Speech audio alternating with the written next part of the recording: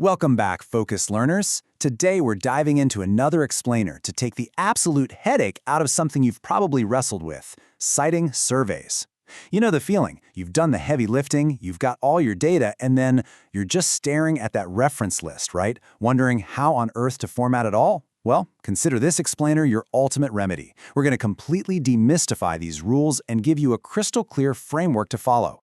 Okay, let's dive into this. How do you actually cite a survey? Sounds like a super simple question, but man, the answer usually feels like navigating a maze. Academic formatting can be incredibly tedious, we all know it. It's so easy to get bogged down in the endless punctuation and italicization rules. But we have a secret weapon for you today. Instead of memorizing 100 different formatting variations, we're going to build a really simple decision tree together. And that decision tree kicks off right here with our golden rule. The treatment of a survey depends entirely on its source. Really, this is the recurring motif for our whole explainer today. Not all surveys are treated equally in the eyes of a reference list. Identifying the exact origin of the survey you're holding is your very first, totally non-negotiable step. Everything else flows right out of that single truth. So, Pathway 1, published survey reports. These are the big ones. We're talking about surveys that already exist out there in the published world, completed, analyzed, and released for public or academic consumption. When you're dealing with a published survey report like this, the rule is actually surprisingly straightforward. You just treat it exactly like a standard external reference.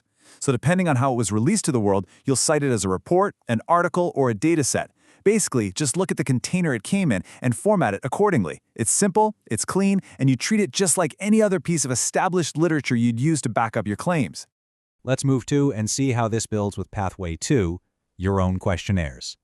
Now, what's really interesting about this slide is the striking difference in how we handle the DIY route. These are the surveys you designed, administered, and collected the data for yourself, for your own project. Unlike those published reports we just talked about, your own work isn't an external reference.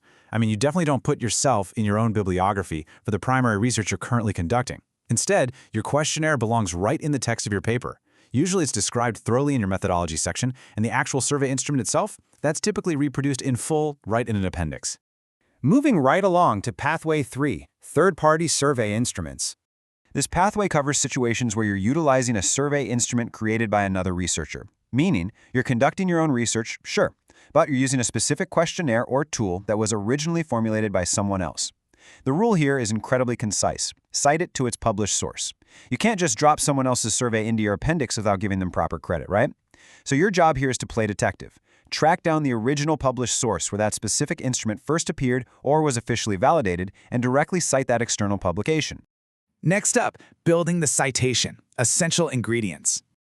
All right, now that we've mapped out the where and know which pathway your survey belongs to, we need to transition to the how. If you've determined your survey definitely needs an external citation, we've got to collect the exact pieces of data required to build a flawless reference. So here's your shopping list. To build it properly, you need the author or organization, the year, the specific survey or report title, the version, if it has one, the publisher, the dataset identifier, and finally a DOI or URL as applicable.